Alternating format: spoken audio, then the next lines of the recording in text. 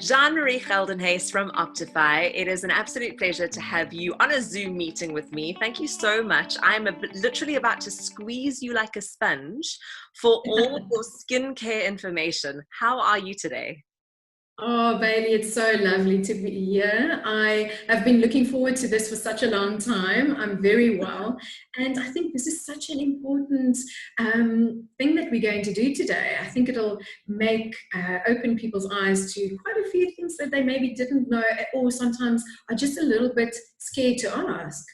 This is what I'm finding. I'm finding that, there's such information overload, and we've come so far when it comes to skincare that sometimes going back to basics kind of gets lost.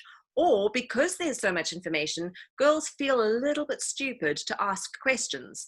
But I am here to bring out a skincare series where there is no stupid question. So I posed the question up on my Instagram, and I was inundated with questions that we're going to have to do a whole series of these, which is really, really exciting. So I hope you game. I am so looking forward to it. I've always wanted to know this, and nobody has ever explained it. Why do we have to wash our face twice? In my head, logistically, I think if I'm washing my face in the evening, which would make sense because it's been a long day, all the pollution, dirt, sweatiness, full face of makeup, great. I cleanse my face and I go to bed. I'm not doing anything. I wake up in the morning. Why should I have to go through the whole process of cleansing my face again when technically it should still be clean, no? Exactly, and I think that's the way that a lot of people think, and for a long time I did too. But somebody actually explained it to me really nicely, and I will never forget this, is that when you take a pan and you cook some food, you add a little bit of oil and some sauces and things, and now you dish your plate of food. But now you actually just take that pan with all the extras and the things in there, and you just rinse it under the tap. You don't use soap, you don't clean it properly, you just rinse it, you put it back on the stove, and you want an hour tomorrow, you'll actually just start cooking again, or the same day. And that whole thought is so, it's actually quite gross if you think about it, and exactly the same. Nobody would actually do that. So it's the same with your skin. So now you've washed your skin the night before, you removed the makeup and the dirt and the grime from the day, you've applied your lovely moisturizers, and that is the time at nighttime when your skin needs to rejuvenate. So it absorbs all of those lovely ingredients, but it also gets rid of things that it doesn't want in the skin. So it expels and secretes oils and all kinds of toxins and things. So that goes and lies on the skin.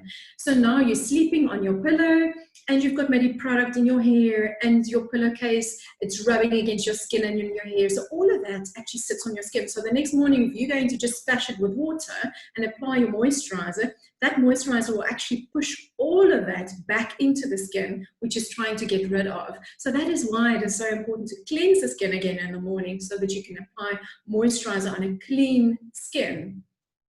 I'm literally so happy with that analogy because it makes so much sense. And just to have that thought process of going, oh, imagine taking an oily pan from the night before out of the cupboard and then, oh no, gross. Okay, that Exactly. is, thank you for clearing it up. What a game changer. It stuck with me so much, so I'll never forget. Totally. So another question, do I need to moisturize oily skin? Also very important, because you think that my skin is quite shiny. So obviously I don't then need to add anything else. But I think the most important thing to remember is that you have water in your skin, moisture, and you've got oil. So when you've got oil on your skin, that locks and seals moisture and water into the skin. So it prevents moisture loss. But if you don't have a moisturizer on your skin that pushes back nourishment and moisture like water into your skin, the skin can actually become more dehydrated. So you'll have enough oil on the skin, but it won't have enough moisture. Now, moisture is very important for the skin because it helps with plumping of the skin. So otherwise, your skin will you'll find those fine little dehydration lines closer to the eyes, on the cheeks, and it ages the skin. So the more dehydrated the skin gets, the quicker aging sets in as well. So you definitely need to use a very light moisturizer that doesn't contain necessarily oils, but definitely contains hydrating properties to help with that balance. And also, if you don't hydrate an oily skin, the skin naturally wants to try and hydrate itself, so it will actually start producing more oils. So to prevent that and to balance it out, the more moisture you put onto an oily skin, the less chances of it creating even more oils. So it really helps to balance the skin out. I love this. I love this. This is just, it's making so much sense. It's bringing us right back to basics. So Yes. Another question that came through on my Instagram, there are so many different creams and serums, and I mean, it's completely overwhelming out there. So what should we have as a basic skincare routine, and what is the order? It's a tricky one because you get so many various different brands out there, and they all say different things as well. But from personal experience and from research that we've come across, we find that going back to the basics is always the most important thing.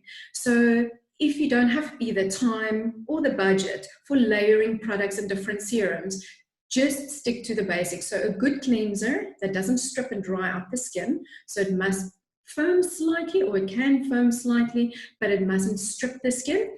And then using a good moisturizer that can even be used for day and nighttime, which Optiphi is very well known for, that their moisturizers can double up as a day and a nighttime moisturizer. And some of them can even be used close to the eyes as well. And then a sunscreen. So firstly, obviously cleanse your skin. Then you would use your moisturizer day and nighttime, and then during the day, give it a minute just to absorb, and then apply your good quality sunscreen. Then after that, you can start adding your exfoliator, which is very important to get rid of buildup of dead cells, and serums. The serum would always be applied first because it's normally a thin consistency. So always remember the order that you apply your moisturizers and serums would be after cleansing would always be the thinnest, more gel-like consistency first, then your moisturizer, which is a more creamy consistency, and then sunscreen always last.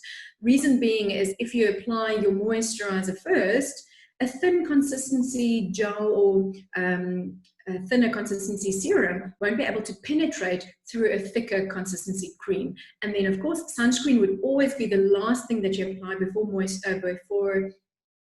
foundation, because that needs to sit on top of and not absorb into the skin. So the last thing before you apply foundation. So that would always be my basics. Cleanse, moisturize, sun protection, and then start adding a serum, an exfoliator, and a mask if necessary. I love it. I love it. Thank you for clearing up the age-old question. So now, you spoke about a good cleanser, and that was another question that came in saying, should we be splurging or saving when it comes to cleanser? And I myself also thought, gosh, is it really necessary to spend money on a cleanser? How much does it really do for your skin? Yeah. It's really worth it. And if you think about it, your cleanser is the first contact of your skin and the first step in the process of your skincare regime for that day or that morning. So if you're going to use a harsh cleanser, something that you can buy in a retail store off the shelf, it sometimes contains a lot of soap and stripping agents, and sometimes even things like fruit acids or even alcohol that actually cleanses the skin well, but it strips all the natural moisture from it. So your skin feels squeaky clean, but extremely tight, because it's drawn out all of the necessary moisture from the skin.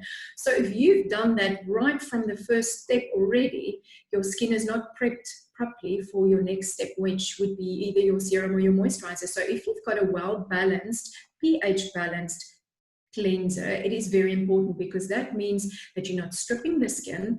Your skin is ready then and balanced to absorb moisture, moisturizer or product that you apply afterwards. Otherwise, if the pH of the product that you're using is not balanced, it actually means that whatever product you're going to apply next cannot absorb as well as it should have because the pH has changed, which means that your pH of your skin and then the pH of the moisturizer is not the same. So it actually cannot penetrate as deep as you would like it to. So very important. So stripping and all of that.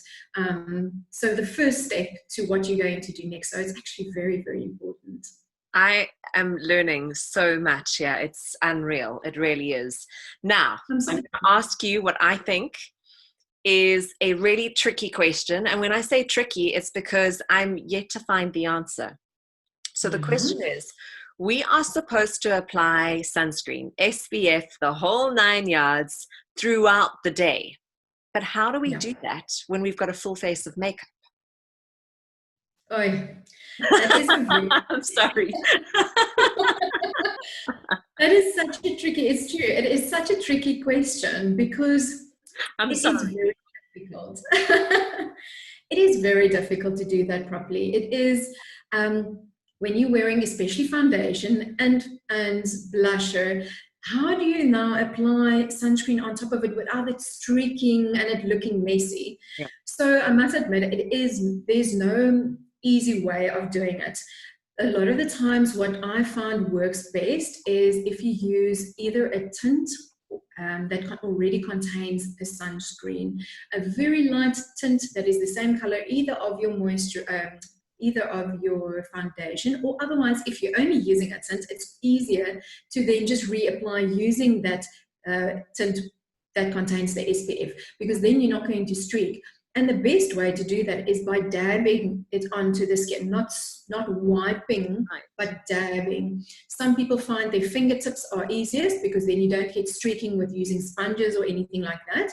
And then you also get spritzers as well. So at Optiphi, we also sell a solar spritz that is a very, very light consistency. So it's not a cream. So when you spritz that into your hands, you can literally wipe it into between your hands and just dab over your face. So you're not streaking. So it works so much better. So you would not spritz it onto the face like that, because that will leave like little splotches.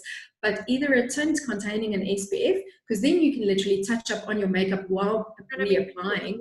You would put it where the spots are, where the sun is going to be hitting.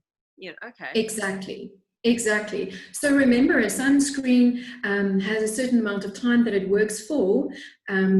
And then you do have to reapply. And most of the times it's between 3 to 4 hours that you have to reapply. But if you know that it is 4 o'clock in the afternoon, then most probably not necessary. But yeah, very important to reapply for aging as well. Phenomenal. This is absolutely amazing. I am so grateful to you. I am going to be doing a series of these because the questions that have come in is incredible. And I think we could have programs just on pigmentation and just on rosacea. And there is a lot to talk about when it comes to skincare. And I really want to take it right back down to basics. So thank you for your incredible knowledge. Oh, it's such a privilege to be here. I really do. I love just chatting about skin. It really is so my passion. And I feel that if you can educate people, then education is definitely power. Absolutely. So why not? Thank you so, so much. I really, really appreciate your time. I appreciate your knowledge. And we just, we adore you. Thank you so much. Oh, such a pleasure. Thank you, Bailey. Awesome. Okay. Amazing. I'm going to try. I feel like that. Hey? I feel like that.